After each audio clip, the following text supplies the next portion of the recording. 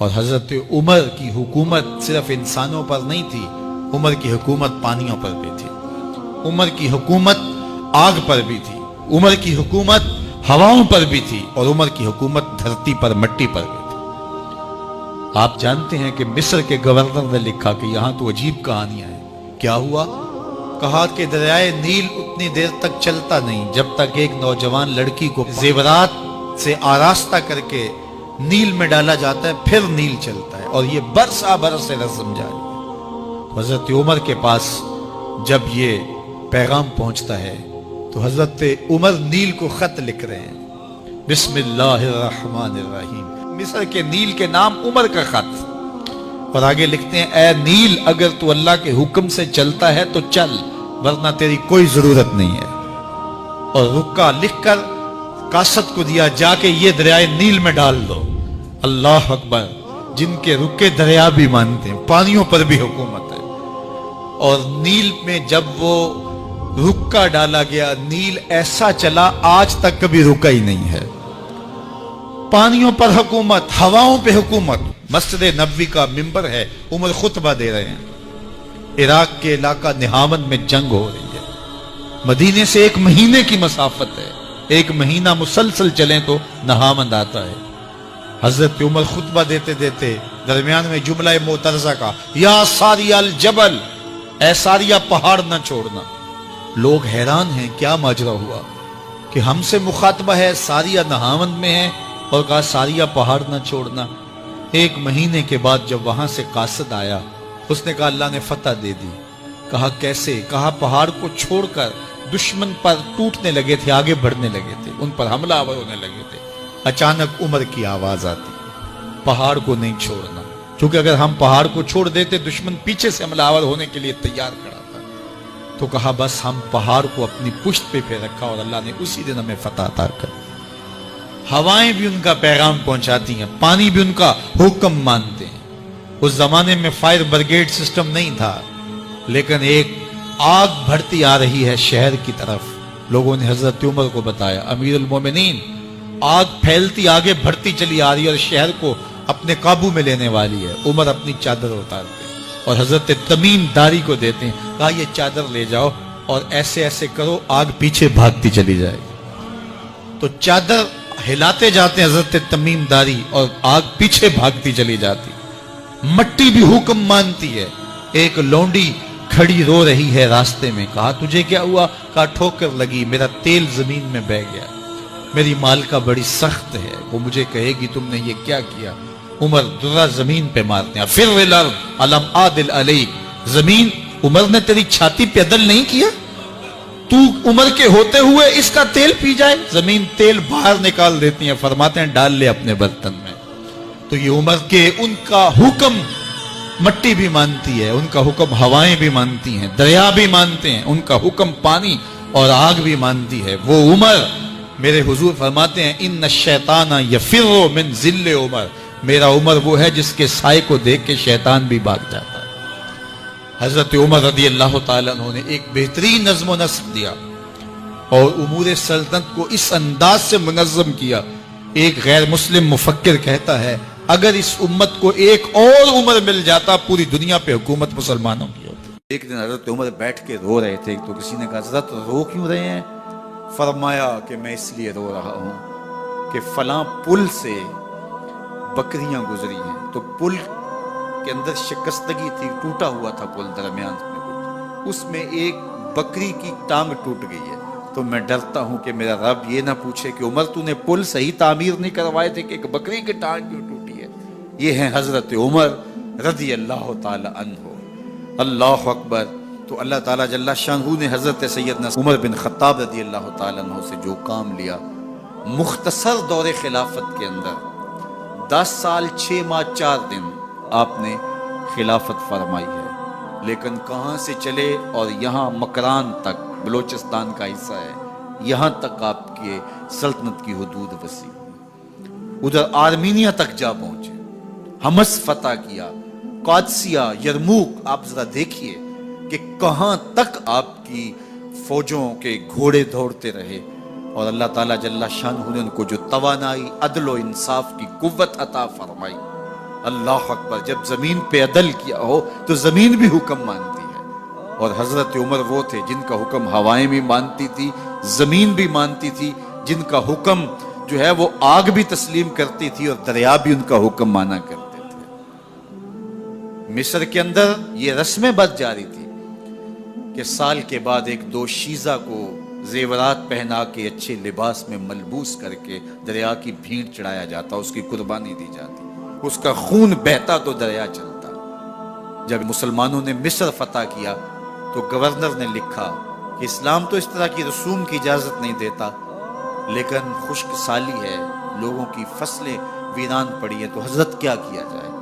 تو حضرت عمر رضی اللہ تعالیٰ عنہ کاغذ کے ٹکڑے پہ لکھتے ہیں بسم اللہ الرحمن الرحیم، مصر کے نیل کی جانب عمر کا خط لکھتے ہیں، اے نیل اگر تو اللہ کے حکم سے چلا کرتا ہے تو چل، ورنہ ہمیں تیرے چلنے کی کوئی حاجت نہیں ہے۔ اور قاصد کو کہا یہ خط لے جاؤ اور جا کے دریائے نیل میں پھینک دو۔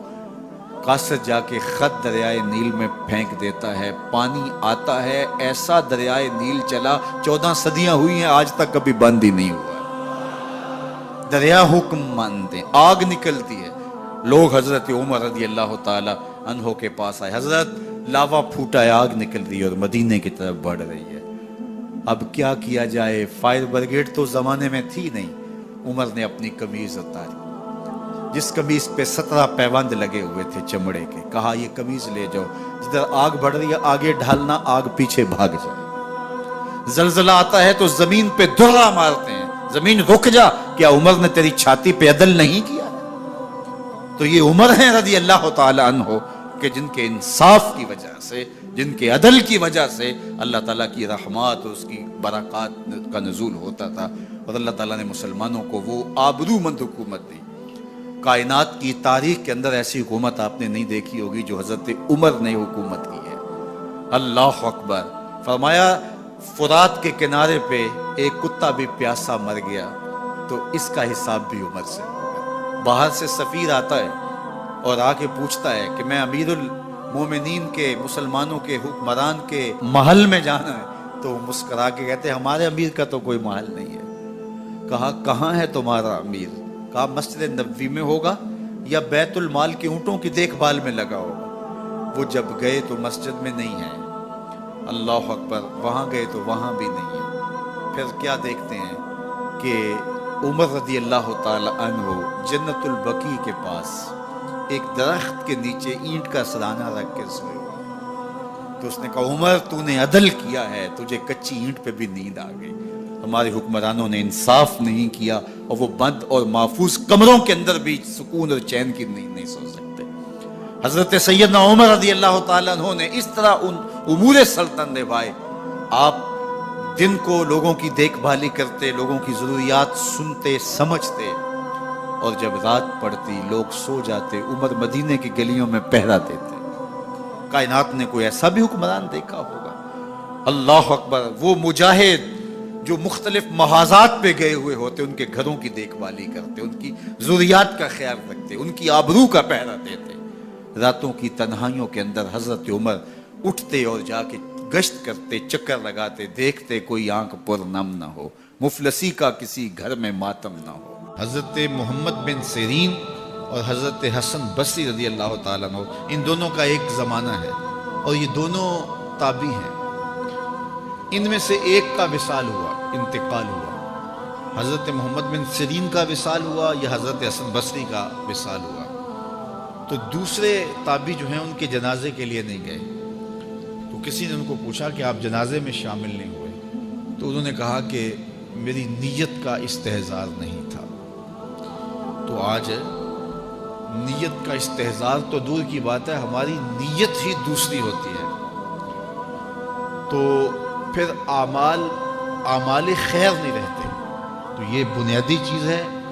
تو جو لوگ حج کرنے جا رہے ہیں وہ اپنی نیت کا استحضار اور نیت کی تنقید اس کو اپنے اوپر لازم قرار دیں کہ کوئی اور غرض شامل نہ ہو، رضا الہی کا حصول یہ بنیادی نقطہ ہے حج کے مقاصد میں سے، کہ بندہ اس لیے اللہ کے حضور حج کرنے کے لیے جا رہا ہے۔ تو حاجی تو وہ بن ہی جائے گا، خود بخود ہی ہو جائے گا۔ اچھا، کئی لوگوں کا یہ خیال ہوتا ہے کہ میں نے ایک حج کیا ہے تو حاجی بن جاؤں گا، اور زیادہ حج کیے جائیں گے تو پھر الحاج بن جاؤں گا۔ تو یہ ایک عوام کی غلط فہمی ہے۔ حاجی اور حاج ان دونوں کے اندر کوئی فرق نہیں ہے۔ حاجی بھی اس میں فاعل کا صیغہ ہے، اور حاج بھی جو ہے وہ اسی معنی میں ہے۔ تو حاجی ہو یا حاج ہو، الحاج ہو، الحاج الف لام تو معرفہ کے لیے لگ گیا۔ تو اس سے یہ جو لوگوں کے اندر غلط فہمی ہے کہ حاجی ایک حج کرنے والے کو کہتے ہیں، اور الحاج کئی جس نے حج کیے ہو، جس نے فلاں تو الحاج ہے، یعنی اس نے بہت سارے حج کیے۔ تو ایک حج کرنے والا بھی الحاج ہو سکتا ہے، اور متعدد حج کرنے والا بھی حاجی ہے۔